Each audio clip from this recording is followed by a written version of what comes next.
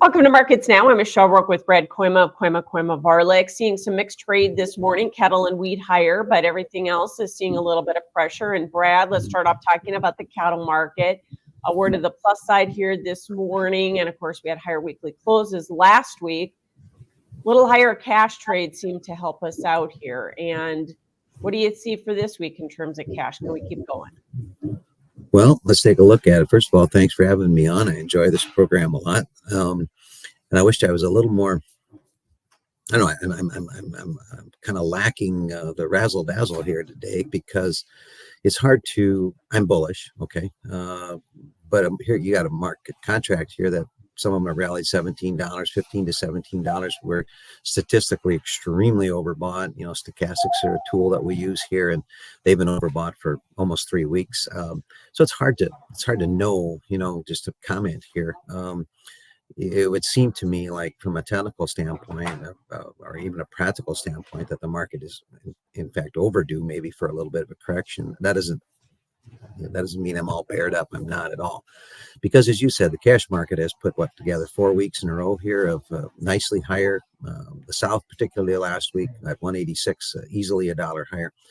We traded cattle here at 187 to 7.5, with maybe just a handful of cattle at 88 on some of the right kind, which was, you know, fully steady to slightly better. And I guess I still think, Michelle, that to me there's a couple of things that are going on here. One, there seems to be less captive supply in some areas, and whenever you get a little bit of a regional imbalance, it doesn't take a lot to have too many or not enough. It's a very, very fine line. And most importantly, I continue to reiterate that the North, my backyard here, Northeast Nebraska, Iowa. We don't have a big show list, and we are current. We are the aberration to the average weights. The average weights are big because of Texas and Kansas. Average weights here in Iowa are very average. So this is the time of year where we always have big cattle. We always have a lot of them, and we don't have either one. So I continue to think that from a purely fundamental standpoint, the North still is in great shape. Yeah. What was interesting about last week's higher cash rate, and like we said, just a little bit higher, is the fact that it came when packers are talking about kill cuts and negative profit margins. Yeah, the poor things. That's a bugger. Hopefully they've saved enough when they were making $1,700 a head during COVID, you know. But the kill cuts are real. Some of them are normally planned. Excuse me, I got a bit of a tickle. That they have to by rule do a couple times a year, but they usually time those, of course, when you know they need to do it the most from a leverage standpoint. There are some extra kill cuts beyond that, though, that are happening, and curiously enough, they seem to be largely in Texas or certainly in the Deep South, which I guess I take as maybe being a little bit encouraging. One usually thinks that, you know, there's always cattle there. So the fact that they're slowing the kill down there would tell me that maybe there's a few less there for a moment. So, but don't kid yourself. If they maintain those kill cuts for, 4 to 6 weeks, it will be different. They'll get done what they want. And that would be to back up some cattle and gain some leverage back. So, hey, as producers, let's do what we can. Let's do what we can to stay current. That will sustain this thing even further than it has already. And I really believe the overall supply going into the late fourth quarter and early first quarter remains I'm extremely optimistic, particularly in that early first quarter. So let's see once if we get a little more data here next month. We'll see once if we're holding any heifers or not. But I sure think that we are across the North. Yeah. What about we're going into delivery? October hasn't necessarily always been a kind month for us in that regard. No, I can remember one particular October up here in my backyard, and then CME is still, in my opinion, erroneously still discounting the Worthing delivery point, which for the last 6 years, cash has been higher than the South here, not lower. It's time for that to get changed. Working on it. Can't believe it's taken this long. But yes, and overall basis, I mean, the South was 186. That was the extreme top, and we're at 187.20. So it's a little different than the last several months as we came into delivery. Now, I don't expect any deliveries really against that because there's not enough premium.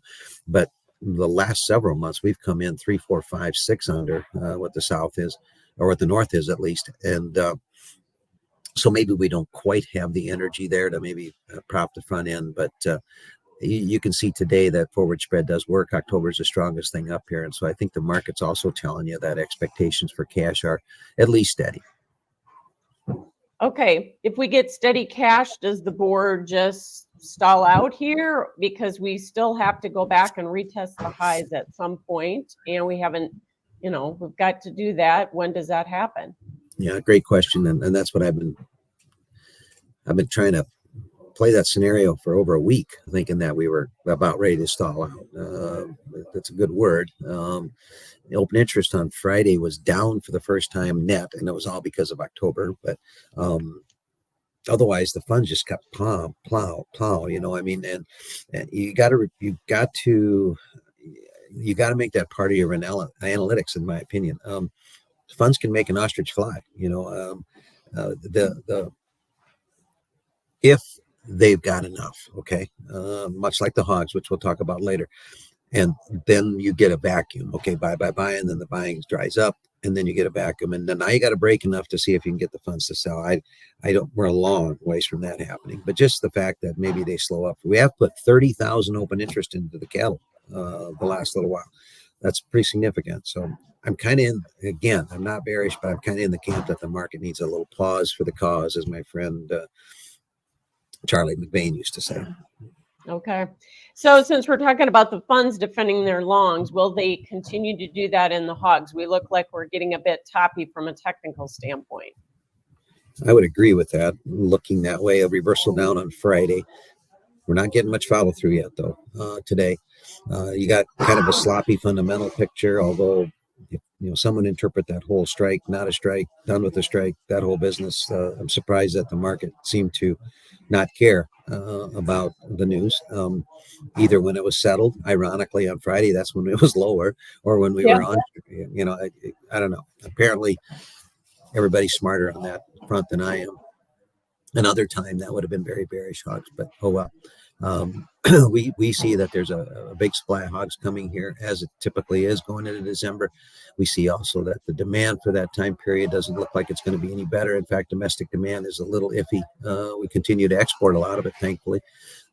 So my sense would be that I think the seasonal is next week, maybe, when often the hogs will top, although seasonals have been very unreliable. But I'm inclined more, if I was a producer, to thinking about ways to maybe reward this rally a little bit. Okay, we'll see. Maybe some of this is some hedge pressure.